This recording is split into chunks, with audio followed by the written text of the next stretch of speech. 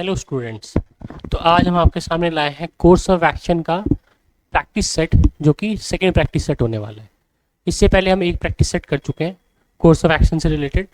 तो course of action में आपको थोड़ा याद दिला देता हूँ। कोर्स ऑफ एक्शन में हमने क्या किया।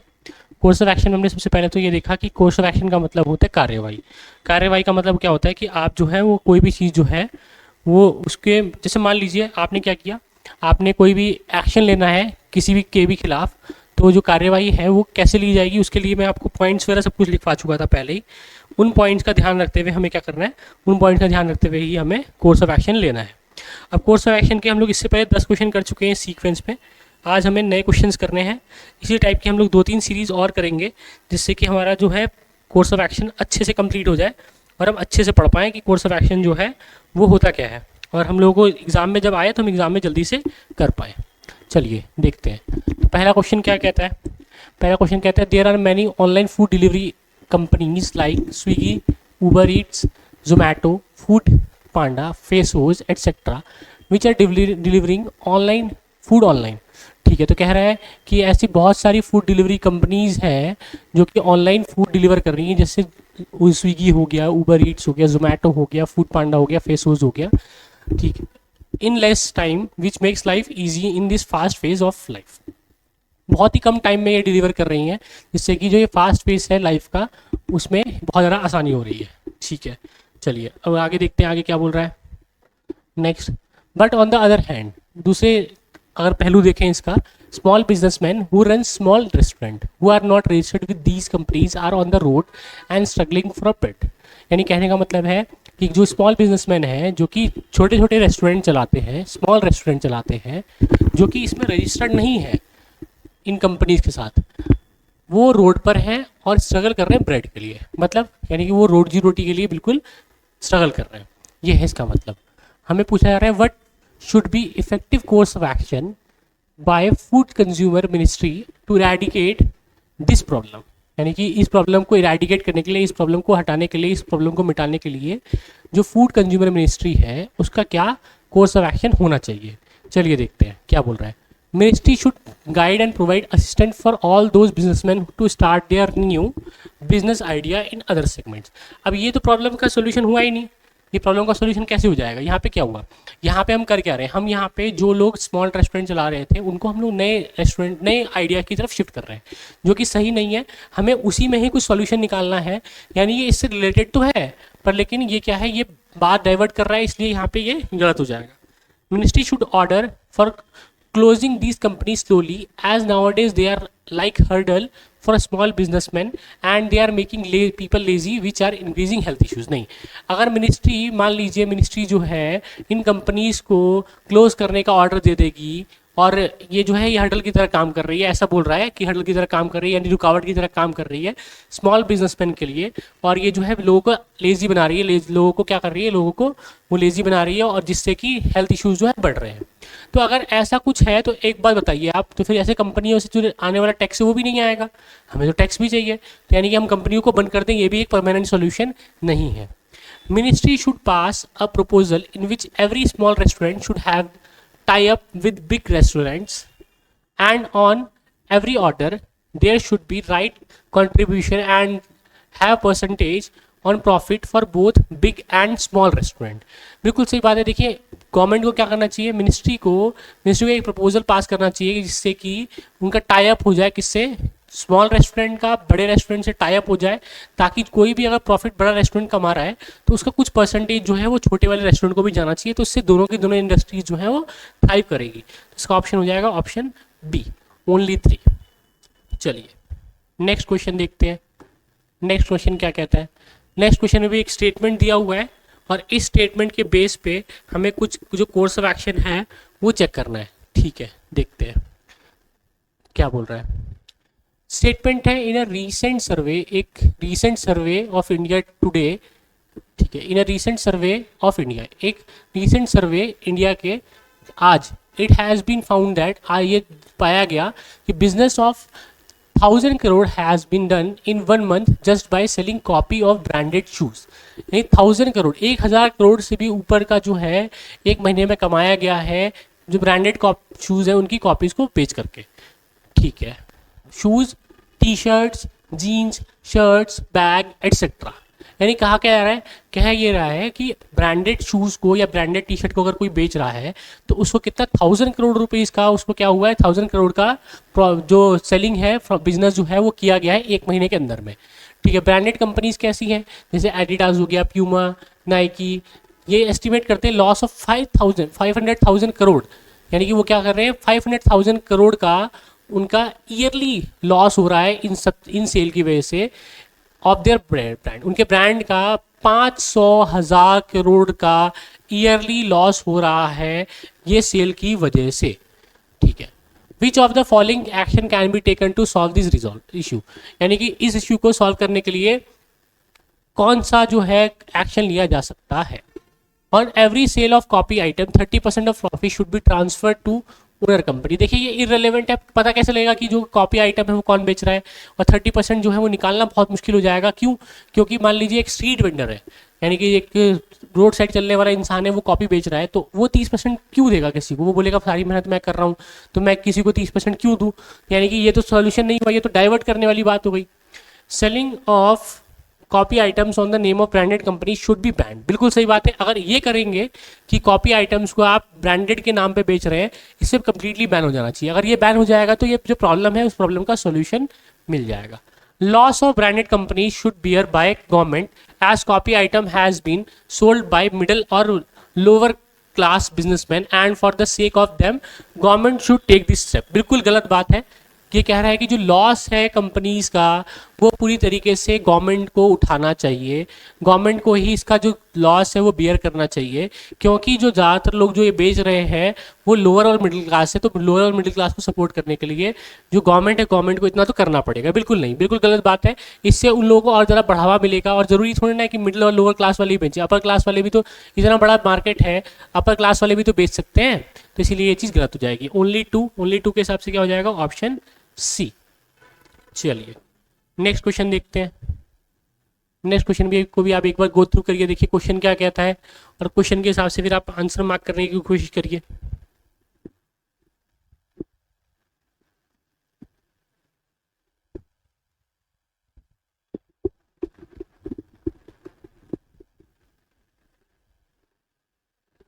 चलिए, there are more than 200 villages in the hill area of Uttar Pradesh, ठीक है, which are severely damaged due to cyclone and it causes an extra burden of rupees 200 crore on state government for relief and rehabilitation work। यानी कि 200 से ज़्यादा जो villages हैं hill area में हैं उत्तर प्रदेश के, यूपी के, जो कि बहुत बुरी तरीके से डैमेज हो गए हैं साइक्लोन की वजह से, और ये जो है एक एक्स्ट्रा 200 करोड़ का बर्डन जो है स्टेट गवर्नमेंट पे डाल रहा है। जो कि स्टेट गवर्नमेंट क्यों करेगी ऐसा, 200 करोड़ का बर्डन क्यों डालेगी, क्योंकि स्टेट गवर्नमेंट को रिलीव भी करना है, और जो वहाँ पे जो लोग हैं उनको रिहेबिलिटेशन भी करना है, यानी कि उनको दोबारा से उनकी नॉर्मल लाइफ में वापस भी लेके आना है। ठीक है, यानी कि ये दोनों चीज़ों के लिए 200 करोड़ का उनको एक्स्ट्रा बर्डन पड़ जाएगा। कोर्स ऑफ एक्शन क्या हो सकता है, people of hill area should be shifted to other safer places. देखिए यहाँ पर अगर पीपल को अगर आप कर देंगे, पीपल को शिफ्ट कर देंगे, तो फिर यानी हिल एरिया खाली हो जाएंगे, तो वहाँ से जो रेवेन्यू आ रहा था गवर्नमेंट को, वो गवर्नमेंट को रेवेन्यू तो नहीं मिलेगा, यानी ये तो गलत है। State government should ask more financial support from central government. अच्छा, प्रॉब्लम ये नहीं है, प्रॉब्लम ये है कि हमें क्या करना है, हमें यहाँ पर जो लोग वहाँ पे डैमेज हैं, डैमेज वाले लोगों के लिए जो 200 करोड़ का जो सपोर्ट लग रहा है वो है हमारी प्रॉब्लम। तो अगर गवर्नमेंट जो है, स्टेट गवर्नमेंट अगर फाइनेंशियल सपोर्ट ज़्यादा मांगेगी तो उससे वहाँ के जो लोग हैं, लोगों का रिहैब और रिलीफ में कोई भी हेल्प नहीं मिलेगा, तो ये गलत हो जाएगा। The government should levy relief tax to the corporate sector to ease the additional burden. बिल्कुल गलत बात है कि आप जो है आप एक जगह का जो टैक्स है वो दूसरी जगह लगा रहे हैं, तो क्या हो जाएगा, ये तो कम्प्लीटली गलत बात हो जाएगी। यानी 1 2 3 तीनों गलत है, तो नन ऑफ दिस हो जाएगा, ऑप्शन ई। चलिए नेक्स्ट क्वेश्चन देखते हैं, इसको भी आप एक बार गो थ्रू करिए, और इसको गो थ्रू करके फिर आप आंसर बताइए इसका आंसर क्या आएगा। इसको आप एक बार पढ़ लीजिए अच्छे से।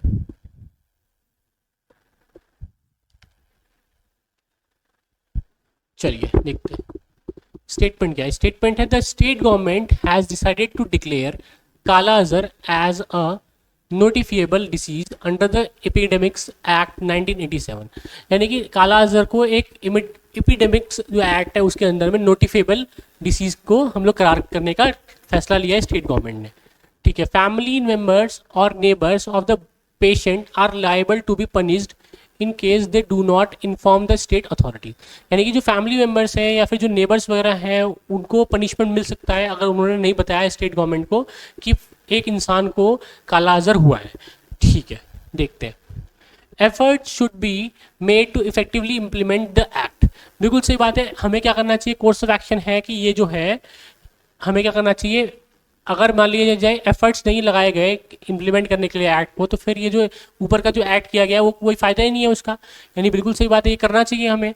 The cases of punishment should be propagated through mass media so that the more people become aware of the stern action। यानी कि जो केसेस है पनिशमेंट के वो क्या होने चाहिए, प्रोपोगेट करने चाहिए, यानी कि उनको फैलाना चाहिए मास मीडिया, यानी कि न्यूज़पेपर और बाकी न्यूज़ आर्टिकल्स या फिर कोई भी जो ऑनलाइन न्यूज़ आती है या यूट्यूब वगैरह हो गए या फिर आपने देखा होगा सोशल मीडिया, इन सब की हेल्प से क्या करना चाहिए, उनको फैलाना चाहिए ताकि ज़्यादा से ज़्यादा लोग जो हैं वो अवेयर हो सकें ये जो स्ट्रिक्ट एक्शन लिया जाना है उसके खिलाफ। तो इससे क्या होगा, इससे अवेयरनेस बढ़ेगी। तो अवेयरनेस बढ़ने से जो ऊपर का जो एक्ट है वो ऑटोमेटिकली जो कराया गया है उसका इफेक्टिवनेस निकल जाएगा। तो कोर्स ऑफ एक्शन कौन कौन से हो जाएंगे, 1 और 2। तो 1 और 2 के हिसाब से क्या हो जाएगा, ऑप्शन ई।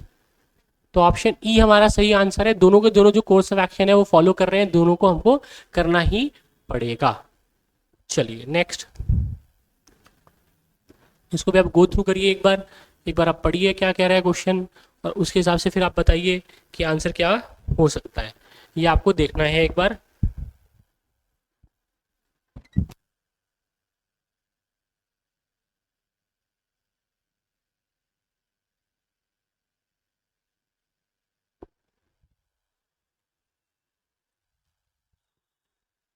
ठीक है, देखिए क्या बोल रहा है, study the following information and answer the question that follow. यानी कि पहले हमें इसको जो नीचे दिया हुआ है उसको पहले अच्छे से पढ़ना है और फिर उसके बाद हमें क्या करना है, हमें आंसर करना है कि जो कि फॉलो करता है। क्वेश्चन पूछ क्या रहा है वैसे, अगर आप ध्यान से देखें तो व्हाट कोर्स क्या courses of action should people take to reduce global warming. यानी कि ग्लोबल वार्मिंग को रिड्यूस करने के लिए क्या कोर्स ऑफ एक्शन हम लोगों को लेने चाहिए। अच्छा, यहाँ तक पढ़ने के बाद आपको ये नहीं करना है कि आप सीधा सीधा कोर्स ऑफ एक्शन पे गए और कोर्स ऑफ एक्शन को हम लोगों ने उसके हिसाब से मार्क कर दिया बिना पैराग्राफ पढ़े। ध्यान रखना है पैराग्राफ को पहले पढ़ना है ताकि आपको रेफरेंस पता लगे कि वहाँ पे क्या क्या प्रॉब्लम बोली गई हैं, उन प्रॉब्लम्स को डील करना है, अपनी मर्जी से कुछ भी प्रॉब्लम को डील नहीं करना। चलिए तो एक बार पढ़ लेते हैं इसको। The planet is warming. जो प्लैनेट है, जो हमारा प्लैनेट है अर्थ, वो गर्म हो रहा है from north pole to south pole, यानी नॉर्थ पोल से साउथ पोल की तरफ वो गर्म हो रहा है। एंड एवरीवेयर इन बिटवीन, यानी कि हर जगह बीच में भी। Globally the mercury is already up by more than 1 degree Fahrenheit 0.8 degree Celsius और इवन मोर इन सेंसिटिव पोलर रीजन। यानी कि जो ग्लोबली पूरे अगर हम लोग देखें ग्लोबल में, तो यानी कि मरकरी जो है, मरकरी 1 डिग्री फ़ारेनहाइट से ज़्यादा गर्म हो चुका है ऑलरेडी, मरकरी जो प्लैनेट है, और 0.8 डिग्री सेल्सियस जिसे कहते हैं, और उससे भी ज़्यादा हुआ है सेंसिटिव पोलर रीजन में। The effects of rising temperature are waiting for some far flung future. यानी कि जो इफेक्ट्स हैं जो बढ़ते हुए टेम्परेचर के हैं वो आने वाले फ्यूचर में दिखेंगे। They are happening right now. ठीक है, यानी कि वो अभी हो रहे हैं। Signs are appearing all over and some of them are surprising. यानी कि कुछ सिग्नल जो है, कुछ हमें चिन्ह मिल रहे हैं अभी, और कुछ जो है बहुत ज़्यादा सरप्राइजिंग है। The extreme weather events, the historic drought condition over large parts of the world, the fast melting of Greenland's ice surface and the intensity of Hurricane Sandy are examples of changes to global weather pattern that can be expected from an overall rise in Earth's surface temperature। कह रहा है कि जो extreme weather events हैं, जैसे कि आपने देखा होगा हिस्टोरिक ड्राउट कंडीशंस हैं जो कि बड़े बड़े पार्ट्स में हो रही हैं वर्ल्ड के, बहुत ज़्यादा तेज़ी से मेल्ट हो रहा है कौन सा, ग्रीनलैंड का आइस सरफेस, और जो इंटेंसिटी है, जो तीव्रता है हरिकेन की, हरिकेन सैंडी की, वो एग्जांपल्स हैं कि ग्लोबल वेदर पैटर्न जो है वो चेंज हो रहे हैं। और ये जो है ये क्यों चेंज हो रहे हैं, क्योंकि ऐसा सोचा जा सकता है कि अर्थ सरफेस के टेम्परेचर के बढ़ने की वजह से ऐसा हो रहा है। ये हमारे प्रॉब्लम्स है। ठीक है, कोर्स ऑफ एक्शन देखते हैं। इंक्रीज देखते हैं, तो इंक्रीज एफोरेस्टेशन इन वर्ल्ड, यानी कि हमको क्या करना चाहिए, हमको ज़्यादा से ज़्यादा जो वो हमें फॉरेस्टेशन यानी कि हमें पेड़ वगैरह ज़्यादा उगाने चाहिए। ठीक है, तो यानी कि ये जो है ये तो सही बोल रहा है, यानी कि अगर हम उससे बढ़ाएंगे तो क्या हो जाएगा उससे, यानी कि जो ग्लोबली जो टेम्परेचर है वो थोड़ा कम आ जाएगा। Increase the use of recyclable products rather than disposable product, बिल्कुल सही बात है। रिसाइकलेबल प्रोडक्ट्स को अगर आप बढ़ाएंगे डिस्पोजेबल प्रोडक्ट के कंपैरिजन में, तो उससे क्या होगा, उससे ग्लोबल वार्मिंग में थोड़ा सा कमी आएगी। ठीक है, देखते हैं 3 क्या कह रहा है। लेस यूज ऑफ CFC का मतलब होता है क्लोरोफ्लोरोकार्बन प्रोडक्ट प्रोड्यूसिंग प्रोडक्ट्स, यानी कि बहुत कम यूज़ करना चाहिए CFC प्रोडक्टिंग जो प्रोडक्ट है उनका। इंक्रीज माइनिंग एक्टिविटीज़, अगर माइनिंग एक्टिविटीज़ को अगर मैंने इंक्रीज किया तो उससे ग्लोबल वार्मिंग पे ये नेगेटिव इफेक्ट पड़ेगा, मुझे पॉजिटिव इफेक्ट चाहिए, तो 1 2 3 हमें ये चीज़ चाहिए, तो ऑप्शन सी सही हो जाएगा। चलिए नेक्स्ट को भी आप एक बार पढ़िए, पढ़ने के बाद फिर आप बताइए कि आंसर क्या हो सकता है। एक बार आप मार्क करने की कोशिश करिए, देखिए क्या हो रहा है इसका आंसर, और उसके अकॉर्डिंग फिर हम आंसर चेक करेंगे।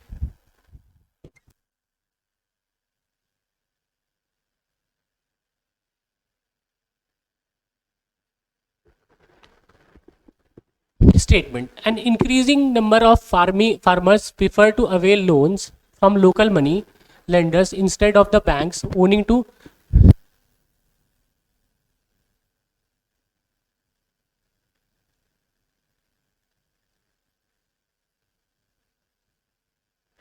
तो ठीक है, an increasing number of farmers prefer to avail loans from local money lenders instead of the banks, owing to complicated paper work involve in banks.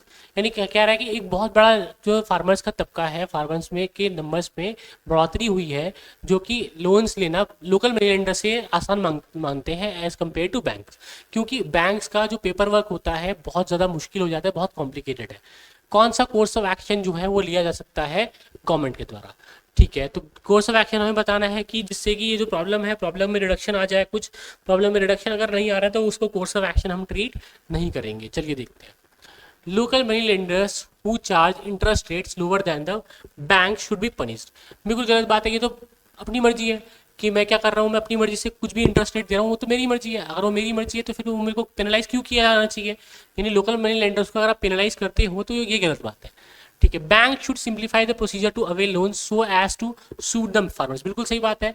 जो बैंक्स है, बैंक्स को क्या करना चाहिए, बैंक्स को सिंप्लीफाई करना चाहिए प्रोसीजर को, ताकि वो लोन्स को आराम से अवेल कर सकते हैं और वो फार्मर्स को सूट करें।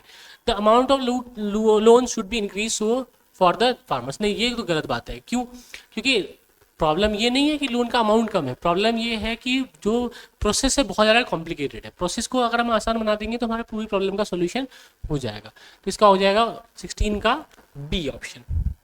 चलिए नेक्स्ट एक बार पढ़ लेते हैं इसको भी आप एक बार गो थ्रू करिए, फिर बताइए कि क्या आंसर हो सकता है इसका। अच्छे से पढ़िए, एग्जाम में इसका वेटेज बहुत अच्छा है, इसलिए ये पढ़ना बहुत ज़रूरी है। एग्जाम में बहुत ज़्यादा इजी क्वेश्चंस भी पूछे जाते हैं, बस आपको अल्टीमेटली पढ़ना जाना चाहिए। अगर आप अच्छे से पढ़ लेते हैं तो आराम से आपका आंसर आ जाएगा। एक बार आप पढ़ लीजिए।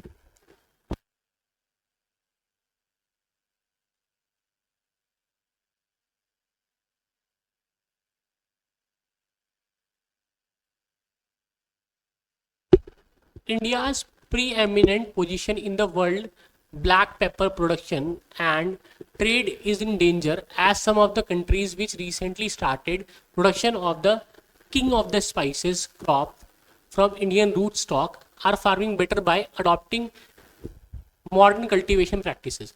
तो क्या कह रहा है, इंडिया की जो प्री एमिनेंट, जो कि पहले से जानी मानी पोजीशन है वर्ल्ड में ब्लैक पेपर प्रोडक्शन में, तो वो और ट्रेड में वो डेंजर में है, वो इस समय खतरे में है, क्योंकि कुछ कंट्रीज उन्होंने रिसेंटली स्टार्ट किया है कि इसका प्रोडक्शन इंडियन रूट के स्टॉक से, और वो जो है अच्छे बेटर फार्मिंग कर रही है। उनकी फार्मिंग जो है वो थोड़ी बेटर है।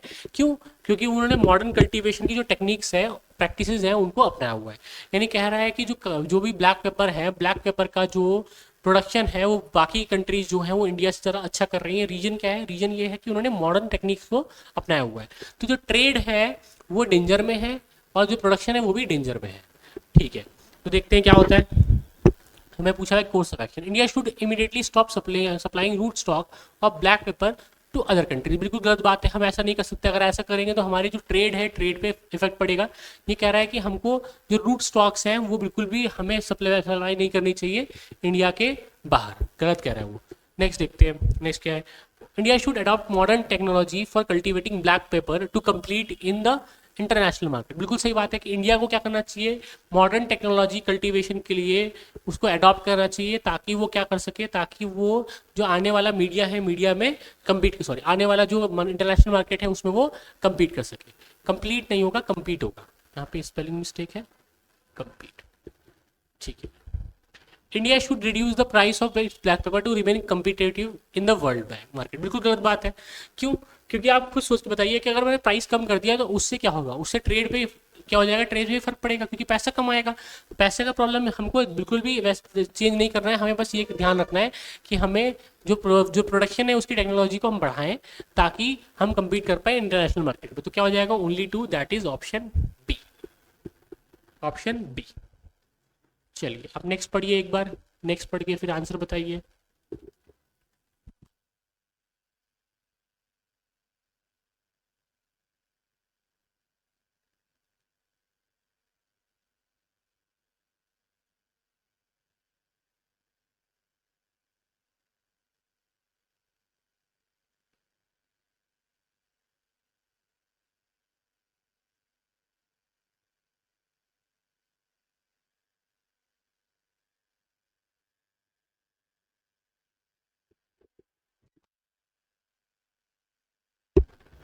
स्टेटमेंट, स्टेटमेंट क्या है, अब blast was triggered of injuring many when the night shift workers at an ordnance factory were handling fog signaling explosive। ठीक है, तो ये क्या हुआ, एक ब्लास्ट हुआ जब, जिसने बहुत सारे लोगों को क्या किया, इंजर कर दिया। जब नाइट शिफ्ट में जो वर्कर है एक ऑर्डिनेंस फैक्ट्री में, वो हैंडल कर रहे थे, वो जब लेके जा रहे थे किसको, फॉग सिग्नली एक्सप्लोजिव को। ठीक है, तो उससे क्या हुआ, उससे ब्लास्ट हो गया, ब्लास्ट से बहुत सारे जो लोग हैं वो इंजर्ड हो गए। नाइट शिफ्ट में हुआ ये वाला काम, देखते हैं तो कोर्स ऑफ एक्शन क्या हो सकता है। कोर्स ऑफ एक्शन के लिए हम ध्यान रखेंगे फिर से वही कि प्रॉब्लम में रिडक्शन होना चाहिए। अगर प्रॉब्लम में रिडक्शन नहीं आ रहा है तो कोर्स ऑफ एक्शन नहीं हो सकता है। देखते हैं क्या होता है। The factory management should train its staff as regard to the safety aspects of handling such explosive material। बिल्कुल सही बात है कि जो फैक्ट्री मैनेजमेंट है उसको ट्रेन करने चाहिए अपने स्टाफ को, ताकि वो सेफली क्या कर सके, आराम से हैंडल कर सके जो एक्सप्लोजिव है इस टाइप के, ताकि इस टाइप का दुर्घटना दोबारा ना हो। The service of the supervisor in charge of the night shift should be terminated immediately. बिल्कुल गलत बात है, क्योंकि ये हार्श हो जाएगा। आप कर क्या रहे, आप जो सुपरवाइजर है जो नाइट शिफ्ट पर था उसको आप एकदम टर्मिनेट कर रहे हैं, क्योंकि हो सकता है उसकी गलती ना हो सकता है किसी और की गलती हो, तो आप उसको टर्मिनेट कर रहे हैं, यानी ये गलत है। आपको एक्शन लेना है, तो एक्शन लेने के लिए आप क्या करेंगे, पहले आप प्रूफ ढूंढेंगे कि आपके पास कोई प्रूफ वगैरह है उसके लिए कि हाँ उसी ने किया ऐसा। प्रूफ नहीं मिलेगा, प्रूफ मिलने के बाद हम ये चीज़ करेंगे। अभी यहाँ पे कहीं पे प्रूफ के बारे में मेंशन नहीं किया गया है, तो हम लोग इसके बारे में डिस्कशन नहीं करेंगे कि हाँ उसको टर्मिनेट कर देना चाहिए। The factory should immediately stop carrying out such exercises at night. बिल्कुल गलत बात है। क्यों? क्योंकि अगर हम कैरी आउट करना बंद कर देंगे इस टाइप की एक्सरसाइजेस को रात में, तो आप खुद सोच के बताइए, ऐसे तो बहुत नुकसान हो जाएगा। कंपनी हो सकता है नाइट शिफ्ट में ज़्यादा काम कर रही हो, तो इसलिए ये चीज़ हम नहीं कर सकते। ओनली 1:2, ओनली 1 के हिसाब से क्या हो जाएगा, ऑप्शन सी, ऑप्शन सी। चलिए नेक्स्ट पढ़िए आप, इसको भी पढ़िए आप और इसको पढ़ के बताइए।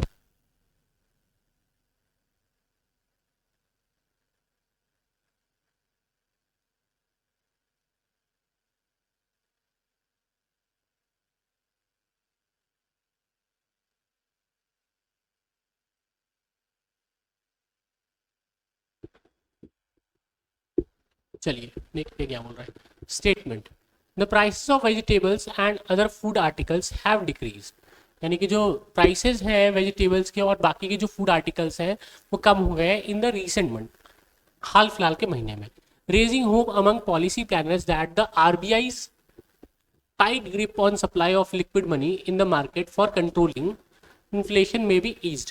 यानी कि क्या हुआ है, जो प्राइसेस हैं वेजिटेबल्स की और बाकी के जो फूड आर्टिकल्स हैं उनके थोड़े कम हो गए हैं रिसेंट महीने में, जिससे कि जो होप है, आशा आ गई है पॉलिसी में प्लानर्स के लिए, जो कि क्या क्या आशा आई है कि जो आरबीआई के टाइट ग्रिप है, यानी कि उन्होंने टाइट पकड़ जो है सप्लाई में लिक्विड मनी की, वो क्या हो जाएगा, जिससे कि उन्होंने कंट्रोल किया हुआ है इन्फ्लेशन में, वो थोड़ी ईज हो सकती है। मतलब कहने का मतलब क्या है, कहने का मतलब ये है कि अगर मान लिया जाए कि प्राइसेस बहुत ज़्यादा बढ़ चुके हैं तो क्या करते हैं, लिक्विड मनी को थोड़ा रोक दिया जाता है ताकि लोग ज़्यादा ना खरीदें। तो लिक्विड मनी को अगर आप मान लीजिए प्राइसेस थोड़े कम हो गए तो लिक्विड मनी को आप छोड़ सकते हैं, थोड़ा ईजिली छोड़ सकते हैं, जिससे क्या होगा, जिससे इन्फ्लेशन को आराम से कंट्रोल किया जा सकता है, सब लोग सब चीज़ें अफोर्ड कर पाएंगे।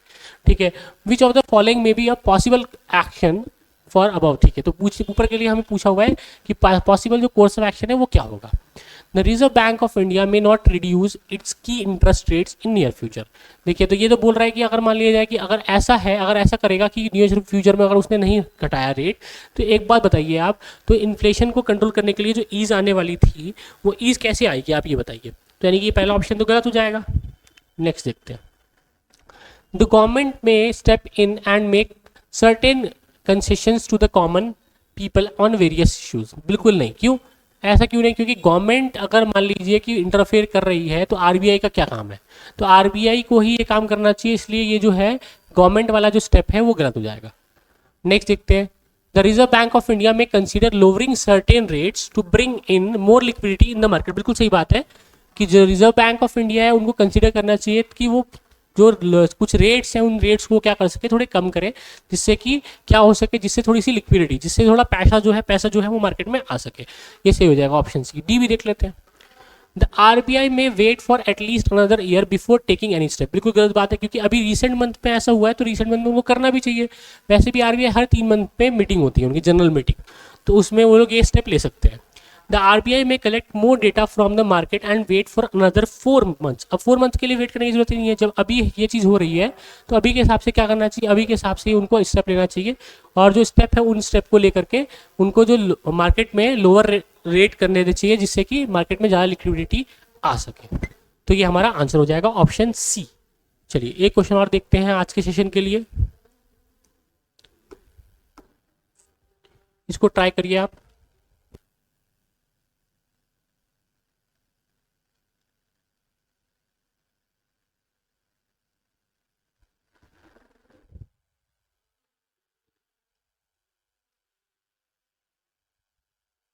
स्टेटमेंट है, a severe cyclonic storm hit the eastern coast line last month resulting in huge loss of life and property on the entire east coast, and government had to disperse a considerable amount for relief activities through the district administration machineries। यानी कि एक बहुत ज़्यादा भयावह cyclone storm ने eastern coast line को last month hit किया, जिससे कि बहुत ज़्यादा लॉस हुआ लाइफ का, प्रॉपर्टी का, इंटायर कोस्ट लाइन पे, पूरी इंटायर ईस्ट कोस्ट लाइन पे, और गवर्नमेंट को डिस्पर्स करना पड़ा, गवर्नमेंट को रिलीज करना पड़ा बहुत कंसिडरेबल अमाउंट, बहुत अच्छा खासा अमाउंट रिलीफ एक्टिविटीज़ के लिए। कहाँ से? थ्रू डिस्ट्रिक्ट एडमिनिस्ट्रेशन मशीनरीज के द्वारा। ठीक है, कौन सा जो है possibly be a follow up measure, यानी कि फॉलो अप मेजर मतलब वही पूछ रहा है कि कोर्स ऑफ एक्शन क्या हो सकता है, कोर्स ऑफ एक्शन पूछ रहा है और कुछ नहीं पूछ रहा है। फॉलो अप मेजर का मतलब ही यही है कि आपको कोर्स ऑफ एक्शन बताना है। तो कोर्स ऑफ एक्शन देखते हैं क्या हो सकता है। The government should handle all the post relief work to the state government for proper implementation. बिल्कुल गलत बात है कि हमें क्या करना चाहिए, गवर्नमेंट को सारी चीज़ें जो है ना, जितना भी रिलीफ वर्क है वो स्टेट गवर्नमेंट को दे देना चाहिए। स्टेट गवर्नमेंट को देकर के कैसे हो जाएगा काम, स्टेट गवर्नमेंट को देकर के तो उनके ऊपर से पल्ला झड़ जाएगा, जो कि गलत बात है, ऐसा नहीं करना चाहिए। द गवर्नमेंट में set up a committee for proper disbursement of relief supplies in future. बिल्कुल सही बात है, गवर्नमेंट को क्या करना चाहिए, गवर्नमेंट को एक कमेटी सेट करनी चाहिए ताकि वो प्रॉपर डिसबर्समेंट कर सके रिलीफ मेजर्स का, जो कि फ्यूचर में होने वाली है। तो इसका हो जाएगा ऑप्शन बी। इसके आगे के ऑप्शंस कोई भी नहीं होंगे, तो इसलिए यहाँ पे ऑप्शन बी सही है। ऑप्शन बी को हम ध्यान करके इसको खत्म कर लेंगे। तो हमारा यहाँ पे सेशन 2 जो है वो समाप्त होता है। हम मिलेंगे अब सेशन 3 में। तब तक आप ज़्यादा ज़्यादा शेयर करिए, कमेंट करिए और सब्सक्राइब करिए हमारे चैनल को, ताकि हम ऐसे कंटेंट लेके आते रहें। Thank you.